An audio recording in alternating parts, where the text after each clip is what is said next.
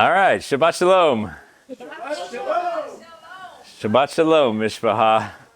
Welcome to the SY7 Ministries afternoon service, I guess it is, because Paul gave a message earlier today. It was a little sermonette, but I get the pleasure today of having the afternoon message. And today I'm going to be talking on, or asking the question, where is your trust? Where do we put our trust, right?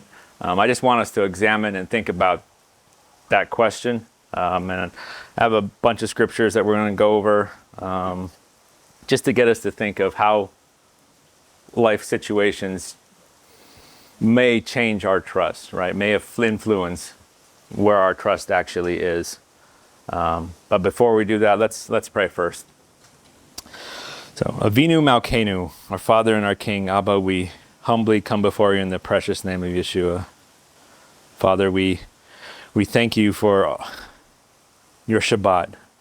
We thank you for this set-apart time where we can just focus on you, Abba, and dwell and build our relationship with you, Abba. So, Abba, I pray that you would be with us today. I pray that you would be with me as I ponder this question: where is our trust, Abba? May our trust be with you. May our trust be fully on you, Abba. May it guide our walk. May it guide our faith, Abba. May we continue to walk in trust and faith with you. So, Abba, I pray that this message would be edifying to each and every one of us, Father, because I know there's still work that I need to do myself. So, Abba, I pray that you would just convict our hearts and be with us as I go through this message, Father. Speak through me and use me. Abba, I pray all these things in Yeshua's name. Amen.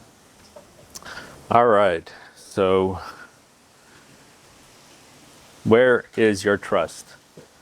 You know, with this, I want to basically just jump up right into Proverbs 3, verse 5 and 6, because this is probably one of these key.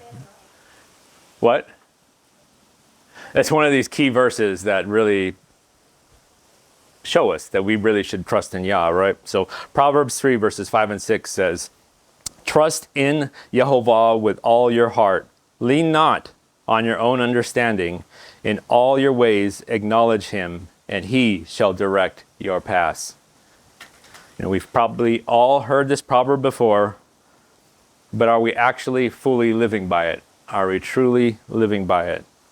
Are we actually truly living with all our hearts, putting our trust in Yah?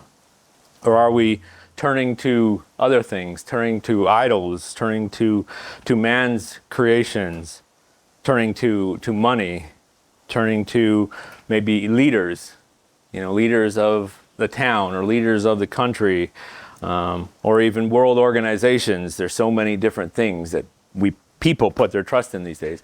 Or maybe we put our trust in science, right? That's another thing that a lot of people, put their trust in, and which actually draws away from God, right? They ended up putting their trust in science, which, it's better to believe in the one who created everything, who basically created what our understanding of science is,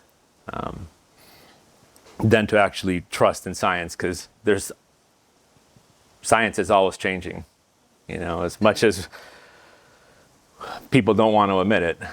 New discoveries are made every day that change our perspective on what's actually causing things to happen.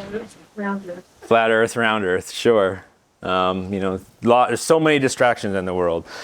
We live in an age where we have all these distractions, all these things going on. So many things that grab our attention and affect actually how we perceive the world, like flat Earth or round Earth, right? I mean, that's just one example. Social media companies are built off of this desire to grab attention and keeping our attention, right? They're really good at grabbing our attention and keeping our attention. They're continually feeding us with something that might interest us, or something that might, we might desire, or something that might, fire us up, or, stir our hearts in some way. It's actually a constant drip of dopamine hits that keep us coming back for more. It grabs us and keeps us wanting to keep scrolling, so to speak. To keep us constantly scrolling down, right, in what seems like a endless, bottomless pit, really.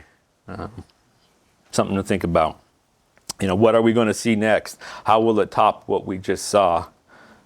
And you're doing this all while they're interweaving ads into the stream, right? They're interweaving ads, they're interweaving ideals that probably even go against Yah's morals, right? So sometimes, we just close our eyes or try to skip as fast as possible, but they're there, and people are influenced by them. That's why they do it. What are we actually conjuring up when we continue to scroll? Is it helping us to build our trust in Yah, or is it leading us, away one tasty breadcrumb at a time? We really need to be careful of what we let into our minds and hearts, right? Genesis 4:7 says, "If you do well, will you not be accepted? And if you do not do well, sin lies at the door, and its desire is for you, but you should rule over it." Sin lies at the door, and its desire is for you, but you should rule over it. We always need to keep our guard up. Remember to wear that helmet of salvation, making sure we're not letting sin in through the front door, right? Or even the back. Just don't let him in the door. All right. Like I said, we're living in an age where we have so many distractions. It's also an age where, I believe, knowledge has greatly increased, right? We have, with that, we have the ability to access knowledge so easily these days. If we wanted to learn something, or if I wanted to learn something when I was a kid, I would have to look it up in a book, which meant I'd have to go to the library, and then I'd have to find the book on the subject, and then I'd have to read the book, or at least skim through the book to find exactly what it is that I wanted, if it was even in there. And if it wasn't, then find the next book and try to find it, right? Today, we can just ask Siri or Google, right? It's literally, I'd say it's at our fingertips, but you don't even need to use fingers for that. The sad part is that you are not interacting and engaging in life, and you're sitting, and that's your life. It can be. Yes. Yeah. There's so much that technology gives us, right? We can even find out, what the weather is going to be like. Now it's a little stormy, or a little weather, a little rainy, but through the use of our technology, we can find out what the weather will be like for the next few hours or the next week, just by looking at our phones. And it's not just the local weather, right? We can find out wherever we want in the world what the weather's going to be like. We can also use the phones to calculate how long it'll take us to get somewhere, in traffic. Right? It'll tell you, like, if you leave now, it'll take you that long to get there. And we make our decisions based on this. And we end up trusting in our devices to be accurate, right? And even now, even more so, right? We're getting to the point where not only can we ask the computer for information, we can get it to make creative things. We can get it to do creative things. With the advent of modern AI, it can now create stories. It can create photos. It can create songs. It can even create videos. That's what we're on the cusp of, is full videos. Right now we can create some short videos, but give it time. It's going to be able to create full videos for you. It's just about anything that our hearts desire. And this actually is a very scary thing, right? Because Jeremiah 17:9 says, "The heart is deceitful above all things and desperately wicked. Who can know it?" What is man going to start creating when it's up to his heart's desires? If we're grounded in Yah, then hopefully our heart's desires are are in line with Yah. But for everybody else, if there is not that moral base, they're going to be creating things that are very detestable to Yah.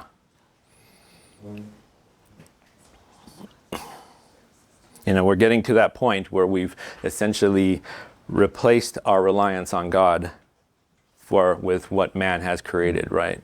Everything that perhaps in the past we would do, we would first seek Yah. Now we bring this up. I'm not saying everything, about this. Everything that it gets us is bad. I'm not saying that. But I do think it's good to think about what would we do if we didn't have this. Because oftentimes, really, the answer would be we would pray. If, for example, we look at the weather and we see a storm coming in, or looks like it's getting worse, how often is our first instinct to bring this up, look at the radar, see what people say, or see what this says, right? And only if it looks bad, only if there's something really concerning to us, do we then seek Yah, right? It's like, oh no, there's a tornado or a hail or whatever it might be that's coming. That's when we seek Yah. Why is it that it's only after we seek basically man's knowledge before we go to Yah?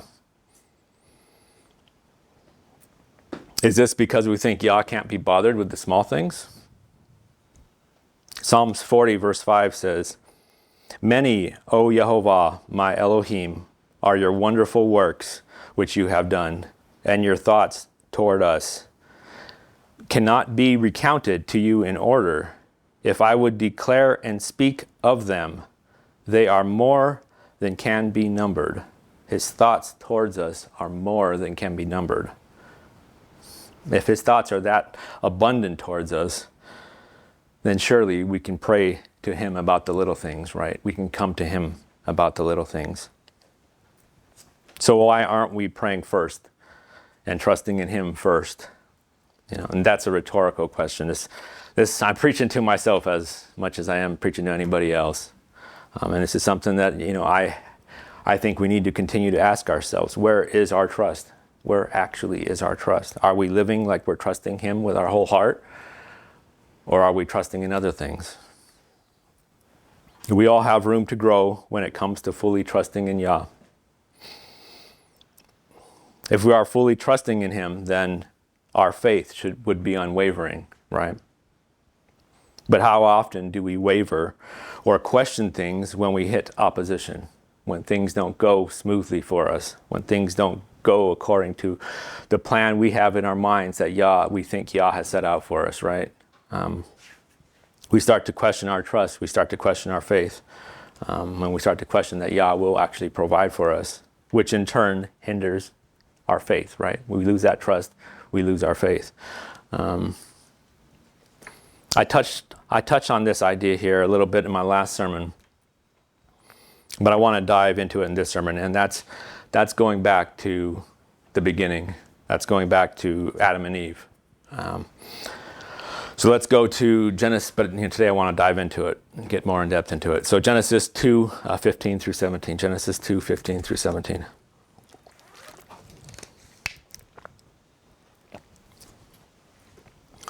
And it says, "Then Yehovah Elohim took the man and put him in the Garden of Eden to tend and keep it. And Yehovah Elohim commanded the man, saying, Of every tree of the garden you may freely eat, but of the tree of the knowledge of good and evil you shall not eat. For in the day that you eat of it, you shall surely die." And then I want to skip forward to Genesis 3. Genesis 3. It says, "Now the serpent was more cunning than any beast of the field which Yehovah Elohim had made. And he said to the woman, Has God indeed said, You shall not eat of every tree of the garden? And the woman said to the serpent, We may eat the fruit of the trees of the garden, but of the fruit of the tree which is in the midst of the garden, Elohim had said, "You shall not eat it, nor shall you touch it, lest you die." Then the serpent said to the woman, "You will not surely die, for Elohim knows that in the day you eat of it, your eyes will be opened, and you will be like Elohim, knowing good and evil." So when the woman saw that the tree was good for food, and it was pleasant to the eyes, and the tree desirable to make one wise, she took of its fruit and ate. She also gave to her husband with her, and he ate. When the eyes of both of them were opened, and they knew that they were naked, and they sewed fig leaves together and made themselves coverings.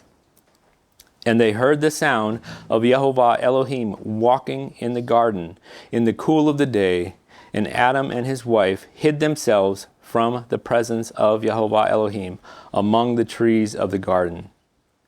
Then Yehovah Elohim called to Adam and said to him, "Where are you?" So he said, "I heard your voice in the garden, and I was afraid because I was naked, and I hid myself." And he said, "Who told you that you were naked? Have you eaten from the tree of which I commanded you that you should not eat?" Then the man said, "The woman whom you gave to be with me, she gave me of the tree, and I ate." And Yehovah Elohim said to the woman, "What is this you have done?" The woman said, "The serpent deceived me, and I ate." So Yehovah Elohim said to the serpent, "Because you have done this, you are cursed more than all cattle, and more than every beast of the field. On your belly you shall go, and you shall eat dust all the days of your life. And I will put enmity between you and the woman, and between your seed and her seed. He shall bruise your head, and you shall bruise his heel." To the woman he said, "I will greatly multiply your sorrow and your conception. In pain you will bring forth children. Your desire shall be for your husband, and he shall rule over you."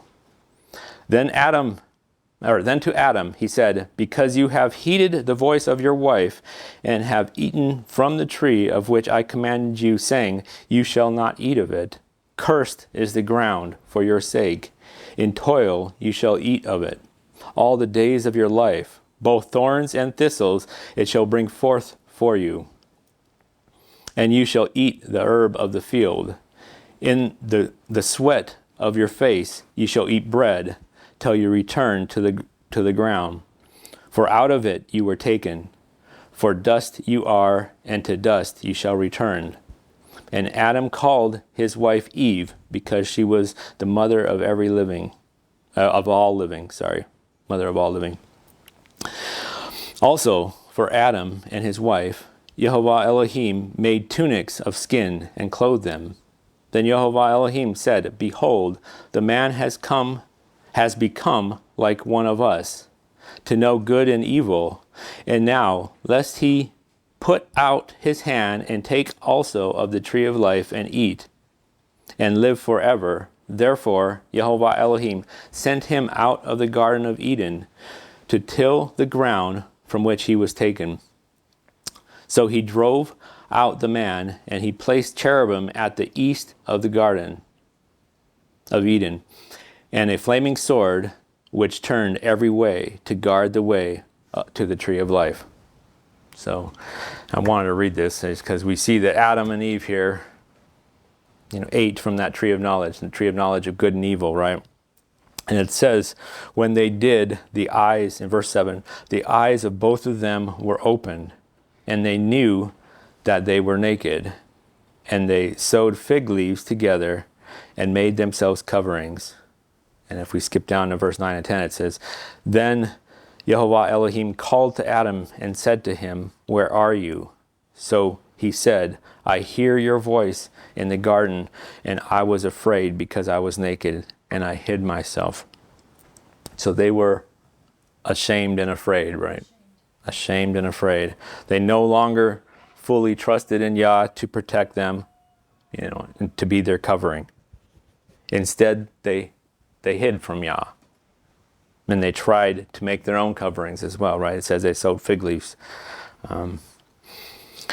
They understood what evil would befall on them now, and they lost their full trust in Yah.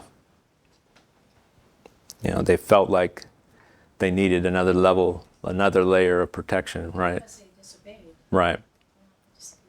Right. You know, today our knowledge of good and evil can also often ruin our trust and our faith. It can lead us to believe we're unworthy of His blessings and mercy. It can cause us to second guess that He will actually provide for us.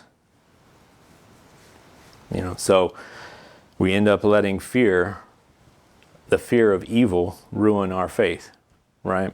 It gives us that it separates us from Yah. And we see this in Deuteronomy 1.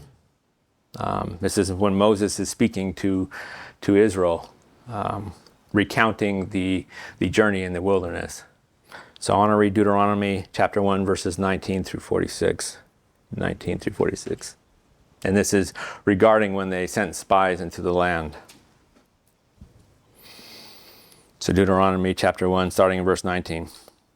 It says, "So we departed from Horeb and went through all that great and terrible wilderness which you saw on the way to the mountains of the Amorites, as Jehovah Elohim had commanded us. Then we came to Kadesh Barnea, and I said to you, you have come to the mountains of the Amorites, which Jehovah our Elohim is giving us.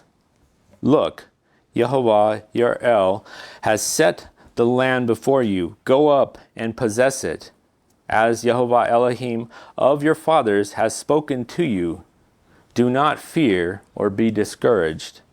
And every one of you came near to me and said, "Let us send men before us, and let them search out the land for us, and bring back word to us of the way by which we should go up, and the cities into which we shall come." I find it interesting here that the spying out of the land was not actually part of the original plan, right? They were just supposed to. Moses takes them there and says, "All right, let's take it." But they desired to learn more about the land. They desired to see what the best way was. All right, verse 23. "The plan pleased me well, so I took 12 of your men, one from each tribe, and they departed and went up into the mountains and came to the valley of Eshcol and spied it out. They also took some of the fruit of the land in their hands and brought it down to us. And they brought back word to us, saying, 'It is a good land which Jehovah our El is giving us. Nevertheless, you would not go up, but rebelled against the command of Jehovah your El. And you complained in your tents and said, because Jehovah hates us, He has brought us out of the land of Egypt to deliver us into the hand of the Amorites to destroy us. Where can we go up? Our brethren have discouraged our hearts, saying, the people are greater and taller than we. The cities are great and fortified up to heaven. Moreover, we have seen the sons of the Anakim there." And we can see how the knowledge of the evil, the knowledge of the struggles or the giants that were in their way, right? That we can see how this evil that was before them, it ruined their trust in Yah. They let the fear overcome their trust and spoke the evil over themselves, right? Saying, because Jehovah hates us, He has brought us out of the land of Egypt to deliver us into the land of the Amorites to destroy us. It's just amazing. I guess 40 years in the desert will do that to you, but it's just amazing that they would have thought that, right? Yeah. Well, this was even before the 40 years, right? Right. Yeah, I mean, God just brought them out of Egypt, right? He parted the Red Sea, and yet they feared. going in. We can't, we really can't let our knowledge of good or evil ruin our trust like it did that generation of the Israelites, right? So verse 29. Then I said to you, do not be terrified or afraid of them. Yehovah, your El, who goes before you, he will fight for you according to all he did for you in Egypt before your eyes, and in the wilderness where you saw how Yehovah, your El carried you, as a man carries his son, in all the way that you went until you came to this place. Yet for all that you did not believe Yehovah, your El, who went in the way before you to search out a place for you to pitch your tents, to show you the way you should go, in the fire by night and in the cloud by day. And Yehovah heard the sound of your words and was angry and took an oath, saying, surely not one of these men of this evil generation shall see that good land of which I swore to give to your fathers, except Caleb, the son of Jephunneh. He shall see it, and to him and his children I am giving the land on which he walked, because he wholly followed Yehovah.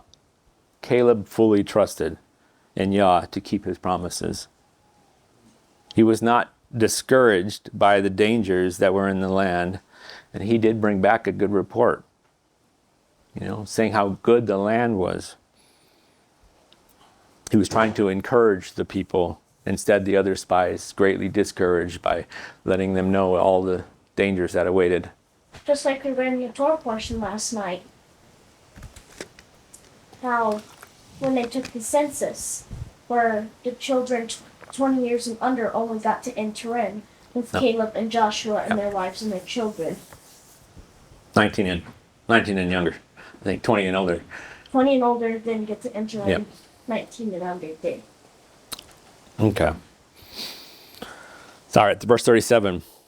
Yehovah was also angry with me for your sakes, saying, even you shall not go in there. In my last sermon, we kind of covered this a little bit. When Moses struck the rock, it's really when Yah denied Moses because he struck the rock, right?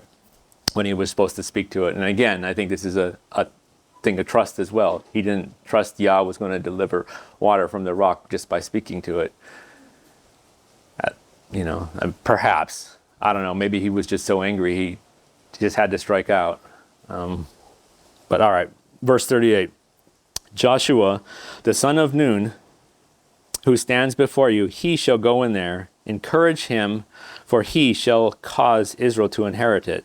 Moreover, your little ones and your children, who you say will be victims, who today have no knowledge of good and evil, they shall go in there. To them I will give it, and they shall possess it. This language here is really interesting. Because it actually takes us back. It makes this reference, right, to knowledge. They have no knowledge of good and evil. Takes us back to the Garden of Eden, right? The little ones, or those 19 and younger, would be able to enter the promised land because they had no knowledge of good and evil. They likely did not understand the dangers that awaited them, right? When we're young, we're fearless. Right, it's basically what happens. They fully trusted in Yah to provide, like the parents actually should have. This is a picture, that we need to fully trust in Yah if we want to be able to enter that eternal promised land. All right, verse 40. But as for you, turn and take your journey into the wilderness by the way of the Red Sea. Then you answered and said to me, you have sinned against Yehovah. We will go up and fight, just as Yehovah our El commanded us. And when every one of you had girded on his weapons of war, you were ready to go up into the mountain. And Yehovah said to me, tell them, do not go up nor fight, for I am not among you. lest you be defeated before your enemies. So I spoke to you, yet you would not listen, but rebelled against the command of Jehovah, and presumptuously went up into the mountain. And the Amorites who dwelt in the mountain came out against you, and chased you as bees do, and drove you back from Seir to Hormah. Then you returned and wept before Jehovah. But Jehovah would not listen to your voice, nor give ear to you. So you remained in Kadesh many days, according to the days that you spent there. Yah may be merciful, but that doesn't mean there aren't consequences for our sin, right? There were consequences for the children of Israel, and only after they felt like the bigger evil, or their condemnation for their disobedience, they felt like that punishment was going to be worse, I think. Did they decide, oh, we need to go and take the land like God really originally said, but then they disobeyed again, right? So, yeah, it's better to obey the first time than to... Like you just said, they're like, uh-oh, we didn't obey him. Let's go try to undo that and take it again. It was too late. But it was too late. Mm-hmm. And they got defeated. Mm-hmm. Because the other army was, much better. Well, it's because Yah wasn't with them. Yeah. Yah wasn't fighting for them. If Yah was with them, they would have defeated them. Mm-hmm. But since he wasn't, they got defeated. Mm-hmm. All right, I want to look at another example of trusting in Yah, and that's in Genesis 32. This is when Esau is coming to meet Jacob, right? When Jacob is coming back into the land. So Genesis 32, starting in verse 1.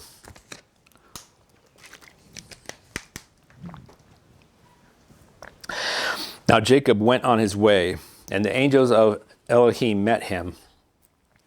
When Jacob saw them, he said, "This is Elohim's camp," or God's camp. And he called the name of the place, Mahanaim. Then Jacob sent messengers before him to Esau his brother in the land of Seir, the country of Edom. And he commanded them, saying, Speak thus to my lord Esau. Thus your servant Jacob says, I have dwelt with Laban and stayed there until now. I have oxen, donkeys, flocks, and male and female servants, and I have sent to tell my lord that I may find favor in your sight. Then the messengers returned to Jacob, saying, We came to your brother Esau, and he also is coming to meet you, and 400 men are with him. So Jacob was greatly afraid and distressed. And he divided the people that were with him, and the flocks and the herds and camels into 2 companies. And he said, If Esau comes to the one company and attacks it, then the other company which is left will escape. Then Jacob said, O Elohim of my father Abraham, and Elohim of my father Isaac, Yehovah, who said to me, Return to your country and to your family, and I will deal well with you. I am not worthy of the least of all the mercies and of all the truth which you have shown your servant. For I crossed over this Jordan with my staff, and now I have become 2 companies. Deliver me, I pray, from the hand of my brother, from the hand of Esau, for I fear him, lest he come and attack me, and the mother with the children. For you said, I will surely treat you well, and make your descendants as the sand of the sea, which cannot be numbered for multitude. So, see a pattern here. Jacob is doing everything he can. He first does everything he can, right? At least seemingly at the time. He first does everything he can to prevent complete loss, right? He splits his whole group into 2. That one party might be able to escape if the other party gets attacked by Esau. Only after he does that does he start trying to actually appeal to Yah. Jacob, I think, is actually lacking in trust here. That Yah will deliver on his promises. And verse 10, he shows us that he feels he's not worthy of Yah's mercies, right? He's probably has to do with how Esau got mad at him, by deception, right? Yet he reminds Yah of his promise to him. Jacob is really having trust issues here. Don't you think that's because of his deception? Yeah. Yeah. I mean, if he had done everything the correct way, yeah. He would have nothing to fear. Right. But he also he hears Esau's coming and he greatly fears it, right? Verse 13. So he lodged there that same night and took what came to his hand as a present for Esau his brother, 200 female goats and 20 male goats, 200 ewes and 20 rams, 30 milk camels with their colt, 40 cows and 10 bulls, 20 female donkeys and 10 foals. Then he delivered them to the hand of his servants, every drove by itself, and said to his servants, pass over before me, and put some distance between successive droves. And he commanded the first one, saying, when Esau, my brother, meets you and asks you, saying, to whom do you belong, and where are you going? Whose are these in front of you? Then you shall say, they are your servant Jacob's. It is a present sent to my lord Esau. And behold, he also is behind us. So he commanded the second, the third, and all who followed the droves, saying, in this manner you shall speak to Esau when you find him. And also say, behold, your servant Jacob is behind us. For he said, I will appease him with the present that goes before me, and afterward I will see his face, perhaps he will accept me. So the present went on over before him, but he himself lodged that night in the camp. Again, we see Jacob's trying to do everything he can to appease Esau, right? And it's interesting, in verse 13, it actually said, so he lodged there that same night and took what came to his hand as a present for Esau, his brother. So this is after he prayed, right? So I think he probably took it as a sign that these were meant to be given to Esau, right? Because these animals came to him. All right, verse 22. And he arose that night and took his 2 wives, his 2 female servants, and his 11 sons, and crossed over the ford of Jabbok. He took them, sent them over the brook, and sent over what he had. Then Jacob was left alone, and a man wrestled with him until the break of day. Now when he saw that he did not prevail against him, he touched the socket of his hip, and the socket of Jacob's hip was out of joint, as he wrestled with him, and he said, let me go, for the day breaks. But he said, I will not let you go unless you bless me. So he said to him, what is your name? He said, Jacob. And he said, your name shall no longer be called Jacob, but Israel, for you have struggled with God and with men and have prevailed. Then Jacob asked, saying, tell me your name, I pray. And he said, why is it that you ask about my name? And he blessed him there. So Jacob called the name of the place Peniel, for I have seen seen God face to face, and my life is preserved. Just as he crossed over Peniel, the sun rose on him, and he limped on his hip. Therefore, to this day, the children of Israel do not eat the muscle that shrank, which is on the hip socket, because he touched the socket of Jacob's hip in the muscle that shrank.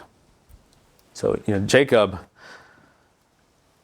may not have originally fully trusted Yah would keep his promises here, right? And he trusted, but he had doubts.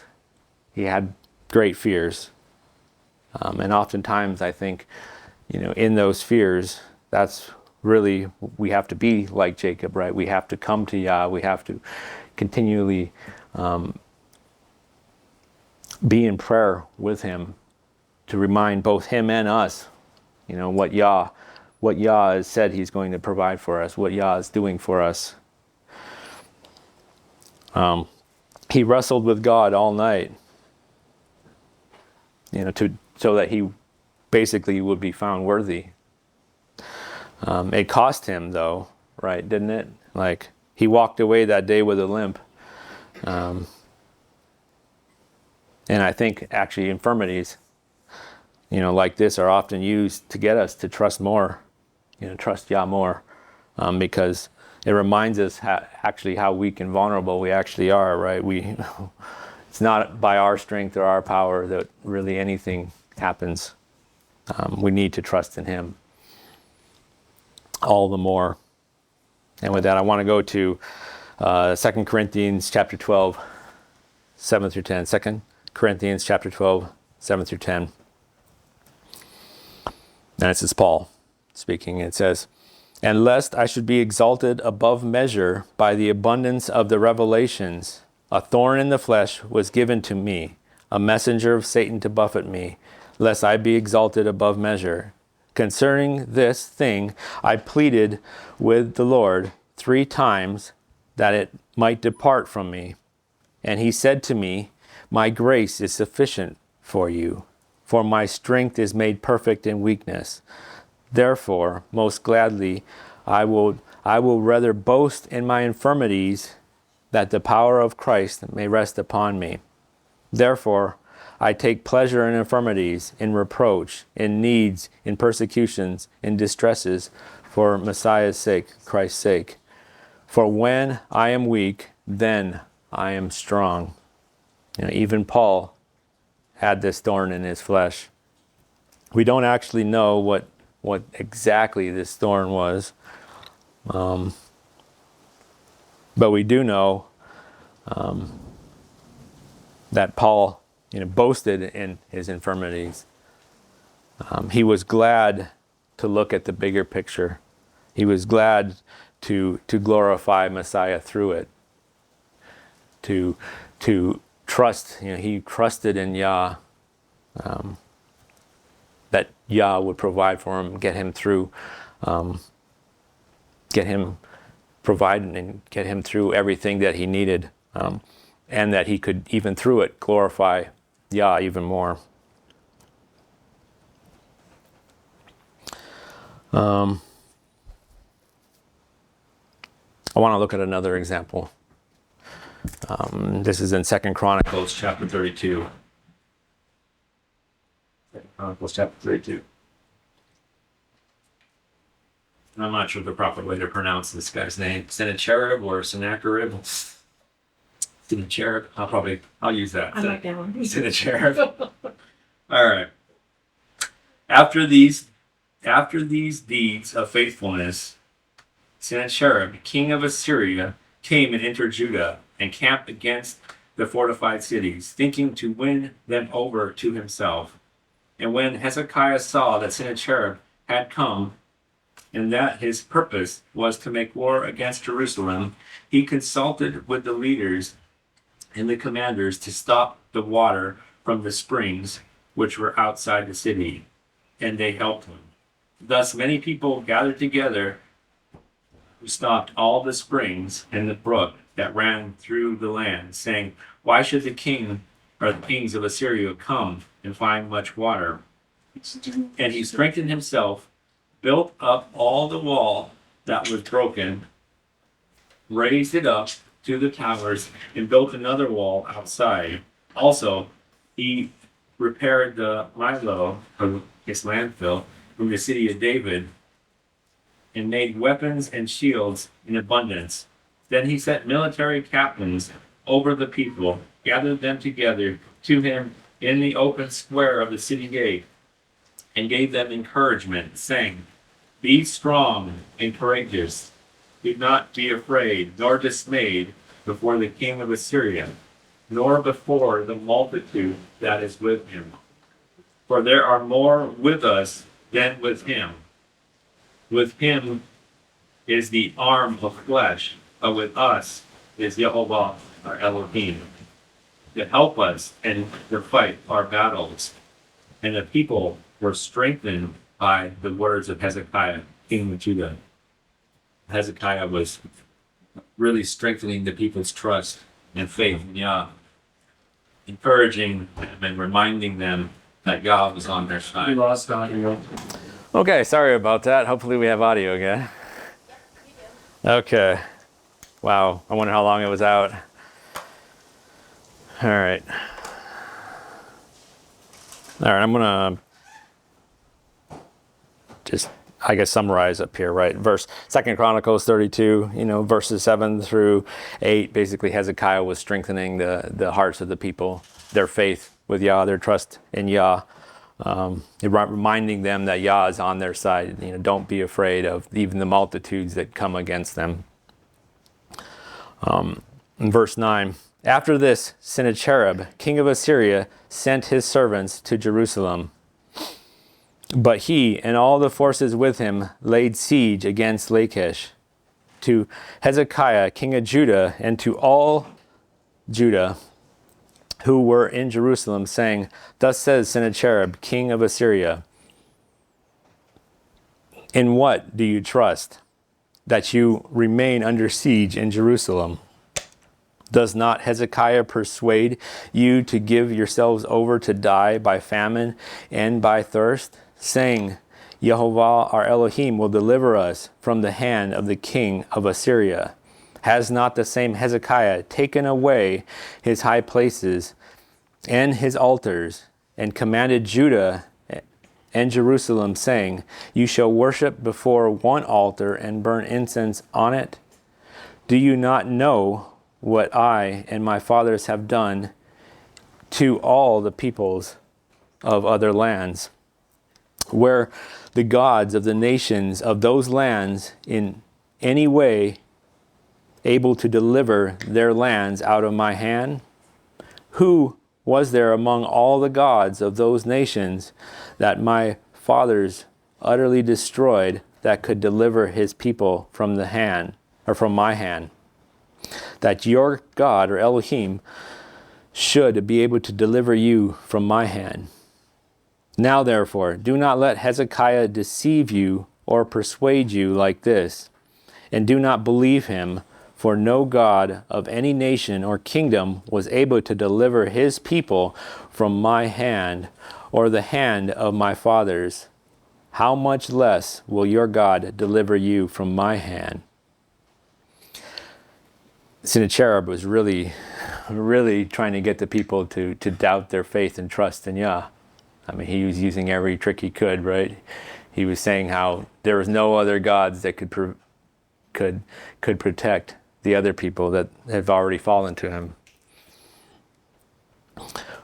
Verse 16, furthermore, his servants spoke against Jehovah Elohim and against his servant Hezekiah. He also wrote letters to revile Jehovah Elohim of Israel and to speak against him, saying, as the gods of the nations of other lands have not delivered their people from my hand, so the God of Hezekiah will not deliver his people from my hand. Then they called out with a loud voice in Hebrew to the people of Jerusalem who were on the wall to frighten them and trouble them, that they might take the city. And they spoke against God of Jerusalem, or Elohim of Jerusalem, as against the gods of the people of the earth, the work of man's hands.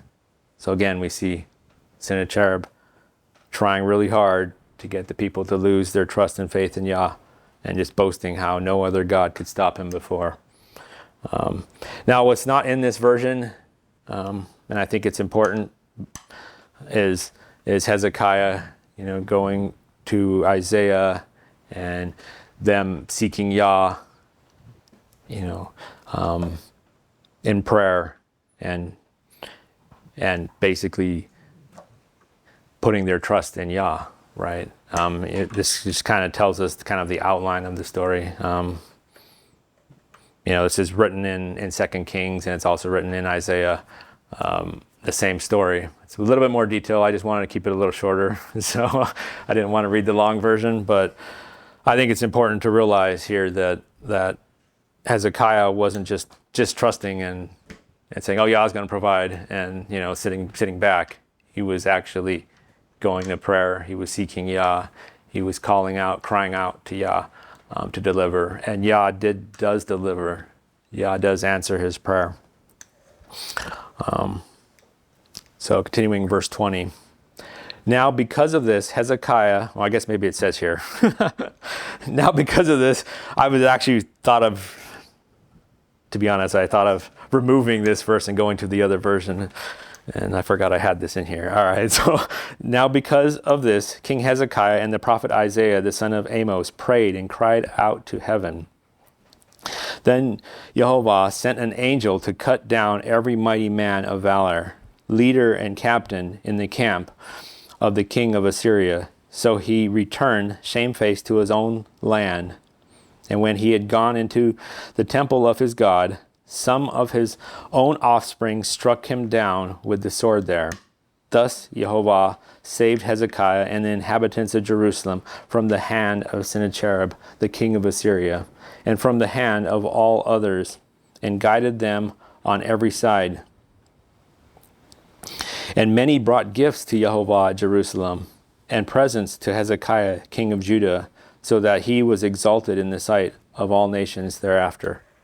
Now I also want to read the 2 Kings, the ending of the 2 Kings version as well. So 2 Kings chapter 19, 35 through 37. And I just want to read this because it gives a little bit more details, right? 2 Kings chapter 19, 35 says, "And it came to pass on a certain night that the angel of Jehovah went out and killed the camp of the Assyrians, 185,000. 185,000. And when the people arose early in the morning, there were the corpses, all dead. So Sennacherib, king of Assyria, departed and went away, returned home, and remained in Nineveh, or at Nineveh. And it came to pass, as he was worshipping in the temple of Nishrosh, his god, that his sons Adremelech and Sharezer struck him down with the sword, and they escaped into the land of Ararat. Then Esarhaddon, his son, reigned in his place." So, we see that Hezekiah's faithfulness and his trust in Yah delivered Jerusalem, delivered the people from the Assyrians. And there was 185,000, the army was 185,000 strong that were killed that night. Yeah, and they were no match for Yah, right? Just one night. It's gone. Is Hezekiah also the one that was on his deathbed and he asked how to, so he had 15 more years? Yes, Hezekiah was also the one who was going to die, and he asked for more years. And that story, I think, in 2 Chronicles, I think it's right after that. Yeah, I think it's right after what we just read. All right, I want to go to Psalm 62:8, Psalm 62:8. "Trust in him at all times, you people. Pour out your heart before him. God is a refuge for us." So again, Hezekiah poured out his heart. Hezekiah trusted and poured out his heart to Yah. And he took refuge with Yah. So I want to once again read Proverbs 3, 5 and 6. "Trust in Jehovah with all your heart, and lean not on your own understanding, and in all your ways acknowledge him, and he shall direct your paths." We need to be sure to put our full trust in him. This means clinging to his word, clinging to his ways, devoting your life to him, even if it seems like you might be doing something foolish. Just as an example, like quitting a job because it's making you work on Shabbat, right? That may seem foolish in some ways because that's where your money's coming from. But when we compromise Yah's word, right? If we compromise Yah's word for money, then are we really fully trusting in him to provide? Are we really fully trusting in Yah? You know, it says we can't serve two masters, right? Matthew 6:24. No one can serve two masters, for either he will hate the one and love the other, or else he will be loyal to the one and despise the other. You cannot serve God and mammon. So this just might be a point in your life where you have to make that decision. Are you trusting in your money to keep you safe or to provide, or are you going to trust in Yah? You know, another thing that might seem foolish as well would be standing up for what's right against a crowd of people, right? You know, if we shy away then and we let fear overcome us, are we really truly trusting in Yah? You know, the Bible says that we're going to face things like that. Right. You know, I'm not saying that it will never get tough, because it will get tough. In fact, we can expect it to get tough, because it's really when, you know, the going gets tough, and if we keep our trust in Yah, then we see Yah move. Then we really see the miracles happen. Then we really see Yah moving in our lives. Matthew chapter 10, 16 through 20. Matthew 10, 16 through 20 says, "Behold, I send you out as sheep in the midst of wolves. Therefore, be wise as serpents and harmless as doves. But beware of men, for they will deliver you up to councils and scourge you in their synagogues. You will be brought before governors and kings for my sake, as a testimony to them and to the Gentiles. But when they deliver you up, do not worry about how or what you should speak, for it will be given to you in that hour what you should speak.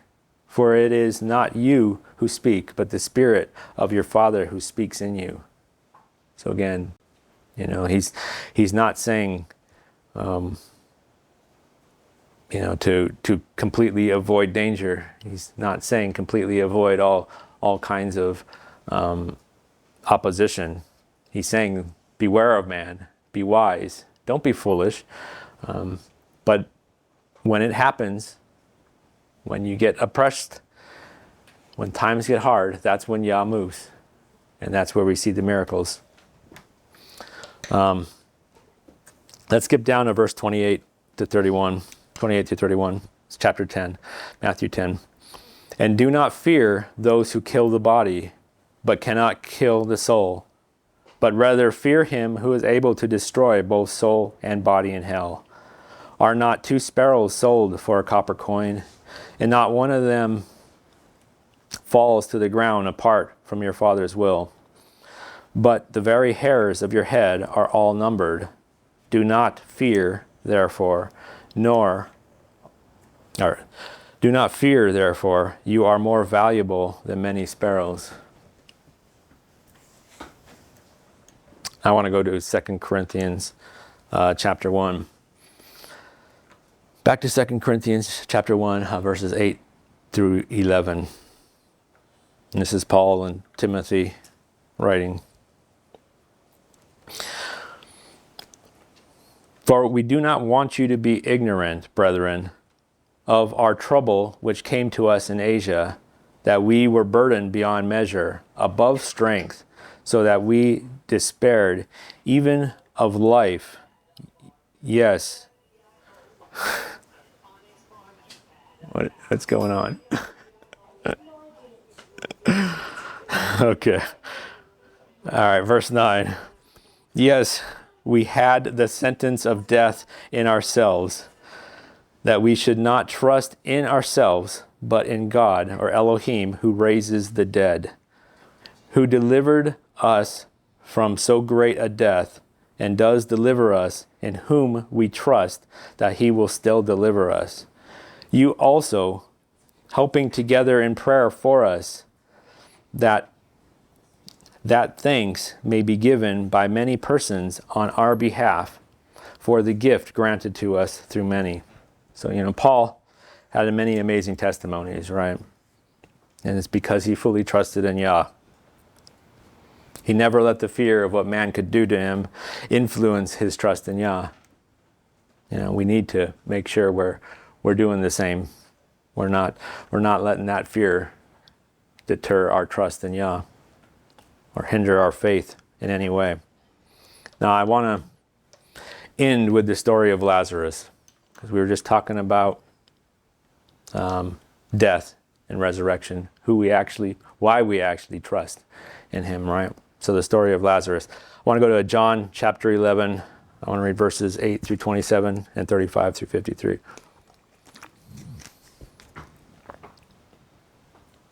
So John chapter 11, starting in verse 8. And the disciples said to him, Rabbi, lately the Jews sought to stone you, and are you going there again?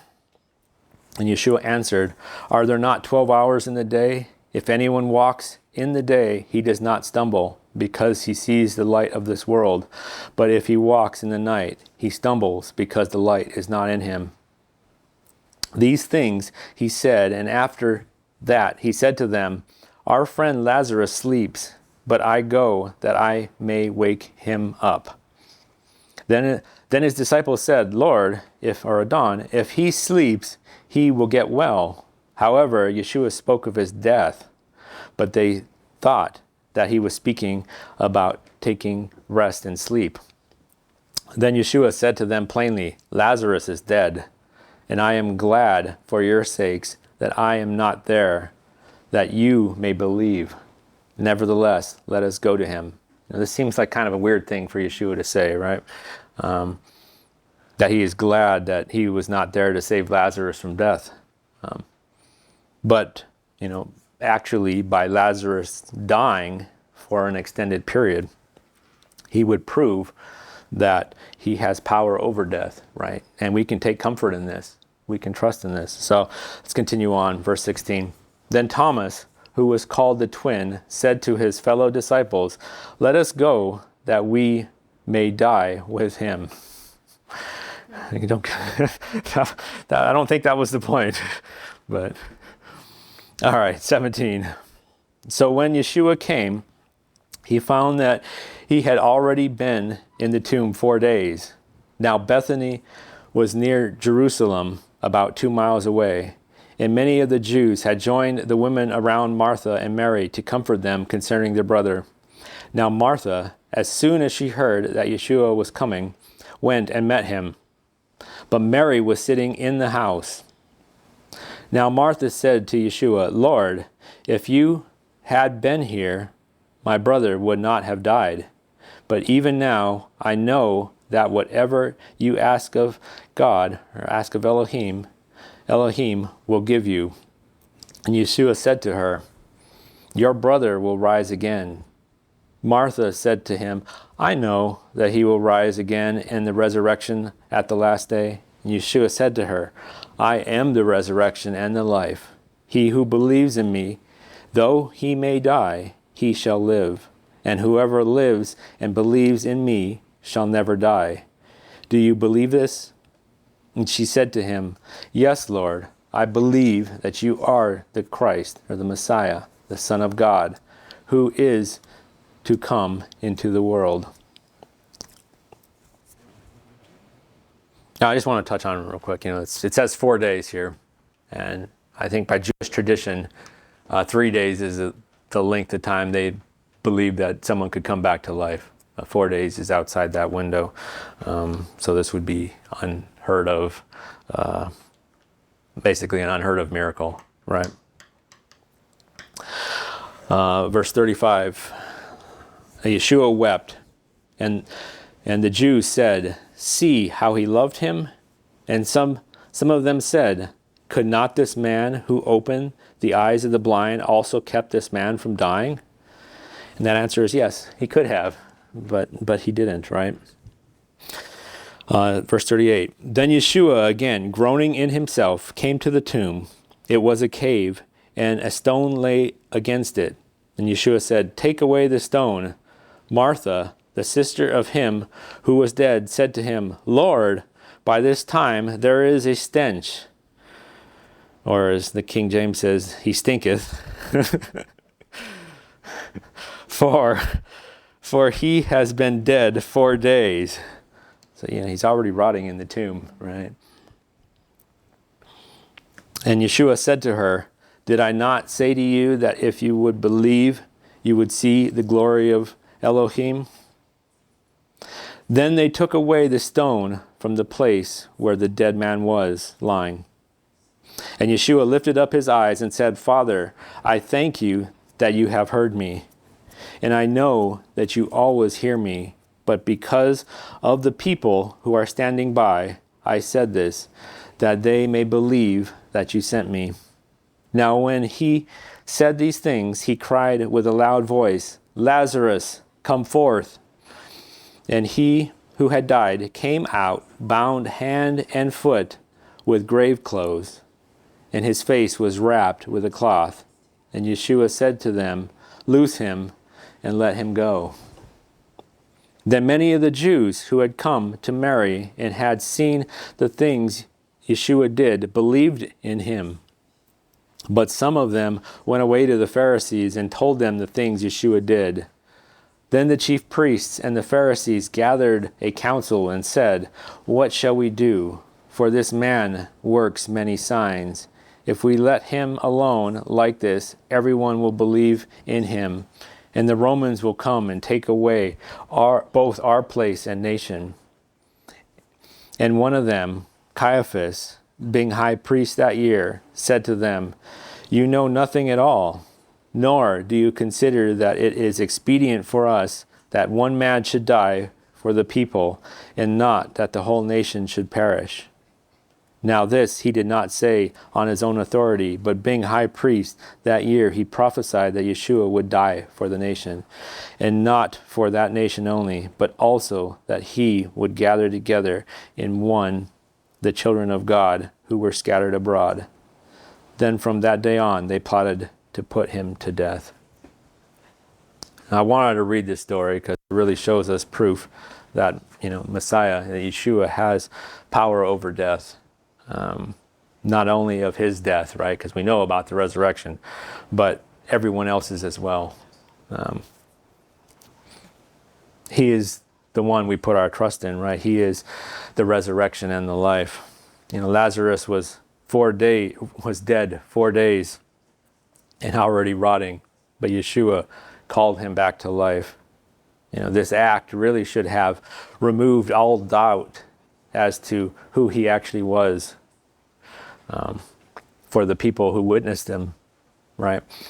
And it should have actually unified the people around Yeshua, but instead it unified those in power to kill him. It's just crazy to think about, isn't it? They have, I think, because of their lack of trust in Yah, their lack of trust and their desire for money and greed and power, caused them to think that way. But yet, Caiaphas still prophesied what would happen, right? So it was meant to happen. It was the plan, but the thoughts of the people executing those plans were of ill intent, right? John chapter 6, verse 40, it says, and this is the will of him who sent me, that everyone who sees the Son and believes in him may have everlasting life, and I will raise him up at the last day. So Yehovah, Yeshua, is who we put our trust in. The things of man will ultimately fail us, right? The fanciest technologies, the most amount of wealth, it can't buy us true happiness, and it can't get us everlasting life. But if we trust and believe in Yeshua, he promises to raise us up to everlasting life. We only need to trust and obey, right? Because there's no other way. Amen? Amen. Shabbat shalom.